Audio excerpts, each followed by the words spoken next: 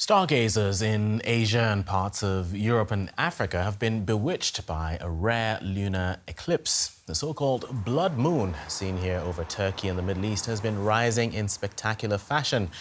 The Earth, the Moon and the Sun all aligned to block out sunlight, turning the moon a shadowy red. And in case you missed it, the next one is not until New Year's Eve 2028. Let's speak now to Matthew Cappucci. He is an atmospheric scientist and journalist who joins us now from Washington, D.C. Welcome back to DW News, Matthew. Now, can you tell us what exactly causes this red color on the blood moon? Yeah, that's such a good question. I have to say I'm pretty jealous because, as you mentioned, Australia, Asia, Africa, Europe, everyone got to see it except us in North America because the entire nighttime side of Earth saw the eclipse. We in the Americas did not. But the color is caused by Earth blocking sunlight from reaching the moon. The moon produces no natural light of its own. So anytime we see the lunar disk illuminated, that's from sunlight. In this case, first you see the Earth's shadow sweeping across the moon, darkening it. But eventually we see that reddish tinge. And that red color is caused by a little bit of sunlight skimming through Earth's atmosphere. Think about how around sunrise or sunset, we tend to see a reddish tinge to the sun. That's because sunlight's wavelengths, the shorter wavelengths, are scattered away by the air in our atmosphere, and only the longer wavelengths, the red, the orange, can reach through.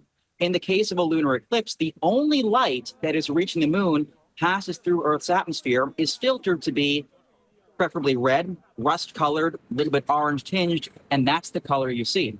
Now, interestingly, there's something we call the Danjon scale that rates the color of lunar eclipses on a scale 0 to 5. The darkness is dependent on the pollutants in the atmosphere. After, for example, the 1991 eruption of Mount Pinatubo, we saw a very dark lunar eclipse. This one, not super dark. It was very red. And we can learn a lot about the atmosphere based on the color we saw.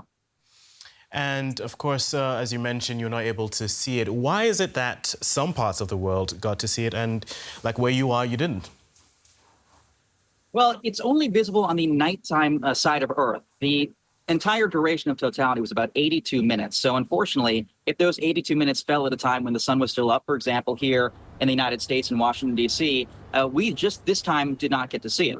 Now, a lunar eclipse is different from a solar eclipse. During a lunar eclipse, totality is visible from everybody on the nighttime side of Earth. That's a lot of people. In this case, about 5.5, 6 billion people. During a solar eclipse, totality tends to be a very small zone, only about 120, 130 kilometers wide, and very few people, maybe 1% of Earth's total population, gets to see it. The next one of those is not until August 12, 2026 over Spain and Iceland. Those are very rare. Because lunar eclipses are more widely visible, a lot more people see them. Solar eclipses, you only get to see one of those once every 375 years on average in a given spot. And as you mentioned, there is 2026, something coming up. But is that the very next cosmic phenomenon, or is there something else sooner than that? Yeah, that's the next biggie. You know, eclipses are kind of rare. You need to have a perfect alignment of the sun, the moon, and Earth in some fashion. Those perfect alignments sound easy, but really they're not, because the Earth-Moon plane is tilted about 5 degrees on average. And so to get a solar eclipse, you need the moon blocking sunlight from reaching the Earth. To get a lunar eclipse, you need the Earth blocking sunlight from reaching the moon. I much prefer solar eclipses because those happen during the daytime. Day turns to night. I'm incredibly excited about that. In fact, I'm already planning a trip for like 20 plus people to go to Spain next year to watch the next solar eclipse. I have reservations in the rural oasis of central Egypt for August 2nd, 2027 for another solar eclipse. And after that, I have 15 hotel rooms booked in Australia for the July 22nd, 2028 one. So those are the next biggies. And of course, you can imagine we'll be covering that right here on DW. Excellent. I'm jealous. I should probably make plans as well. We'll look forward to hearing your accounts then. Scientist and journalist Matthew Cappucci, thank you for speaking to us. My pleasure. We can now speak to science writer Daniel Fischer, who joins us from Bochum in Western Germany. So the blood moon is quite a striking name for this phenomenon. Can you explain to us why the moon turns red? This is actually not a historical nickname for a lunar eclipse. It appeared only a few years ago, and apparently the media like to use it. We like to prefer to call it copper moon or something, but the reddish color is important because most of the time the totally eclipsed moon is not completely dark, but there is some reddish shine. Sometimes it's orange, sometimes it's even bright yellow.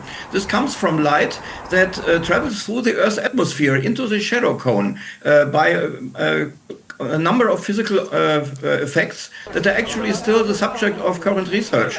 How exactly this works, and also why the brightness of the umbra, as it is called, the umbral shadow, why this changes so much. This time, for example, we have already learned and heard from many observers that the shadow of the Earth was exceptionally dark, and so the eclipsed moon was very dark, nothing like blood. It was more like a dark brownish mud or something. And this is very interesting, and scientists will now have to figure out what exactly went on in our atmosphere, especially the places in the atmosphere where the light went through that then reached the moon. What was going on there, and if there was something interesting, if there was a volcano eruption we maybe have overlooked, or if this is something to do with climate change. This is quite an active field of geophysics.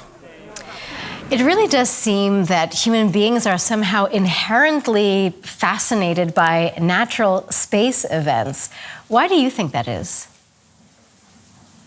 Because this is the most direct connection we can have to the universe. We have been knowing for years, and some people have known for decades and centuries, that today there would be a lunar eclipse, and where exactly it would happen in the sky, and from when till when the moon would be in the Earth's shadow. And this is mighty fascinating that we now understand this and can make this prediction, and also know exactly that this lineup happens, and we are part of this lineup because we are sitting on Earth and looking at the moon into our own shadow. And this is extremely fascinating. Eclipses are among nature's phenomena that also look nice, by the way, as you can just see here, and which also are of high science interest, and which also really show how everything in the universe works together, how this big clockwork of the solar system is actually operating. All right, so for all the space enthusiasts out there, what's the next astronomical event they can look forward to? Actually, the next two big astronomical events that many people will be able to enjoy are two more lunar eclipses, sorry. The next one will be in March next year. Then Europe and Africa will be not lucky because it will only be visible in Northern America and in Eastern Asia and Australia.